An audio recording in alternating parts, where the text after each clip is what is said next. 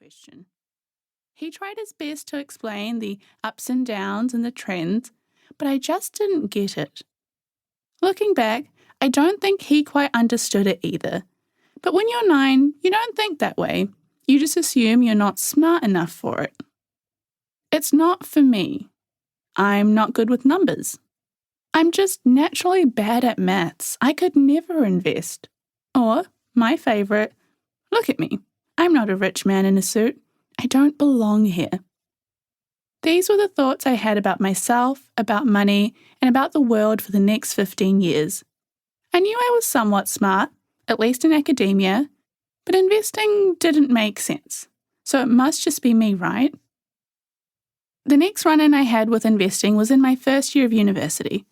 I was waiting in line to get into a lecture when a classmate told me about a student he knew who had paid off his medical school loans through investing while still at university. I was studying science at the time, and at that point I didn't even know what a supply and demand graph looked like. How did he do it? I asked, in awe of the possibility of graduating debt-free and how so much money could be made in the market. His dad works in finance, my friend replied. Well, my family doesn't work in finance, so I guess I'll never know how to invest. Somehow seemed like the most logical thing to say at the time. Let's unpack that for a moment. I didn't bother to open up my mind to the possibility of asking more questions. If I didn't understand something, why didn't I ask? There were so many questions now that I would have asked. Who was he? How did he do it? Could I talk to him? Was this something that I could learn? Was there a book or a resource that his dad could recommend?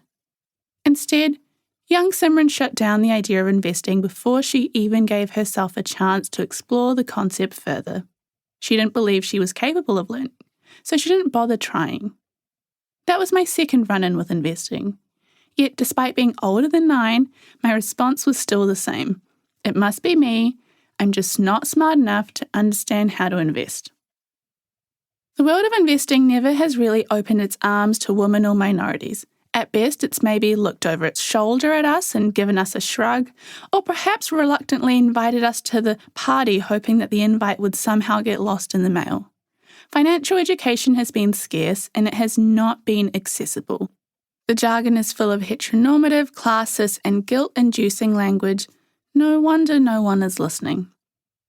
It's a concept women and minorities around the world are all too familiar with a number of studies showing that only 16 to 20% of women invest, and with women only having 44 cents to every dollar of a man's wealth, according to the US 2019 survey of consumer finances conducted by the Federal Reserve Board, we're lagging behind when it comes to financial wellness and growth. We've all heard of the wage gap, where women who are in the same field with the same experience are making less than their male colleagues, but very little attention is given to the wealth gap. When we aren't making enough and aren't investing enough, we see a much larger, much more damaging financial gap with cis white men on one side and, quite frankly, everyone else on the other. You may have assumed that women and minorities just aren't good with money, or we just aren't smart enough to handle it. The truth is, our relationship with money goes much deeper, centuries deeper. Despite what our inner voice has been telling us, it has less to do with us and much more to do with the way that the world has worked up until now.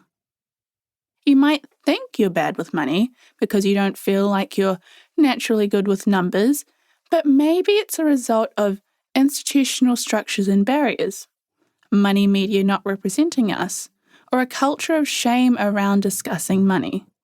Let me break it down. Institutional and structural barriers. A lot of us view our lack of financial literacy as a direct result of our intelligence, much like I did in the past. I had the privilege of attending some of the best public schooling in my country, and yet the concepts of personal finance and investing were never introduced to us. The only financial education I had received up to that point was when representatives from a bank visited our school and handed out free piggy banks. We're quick to blame ourselves for our lack of financial literacy.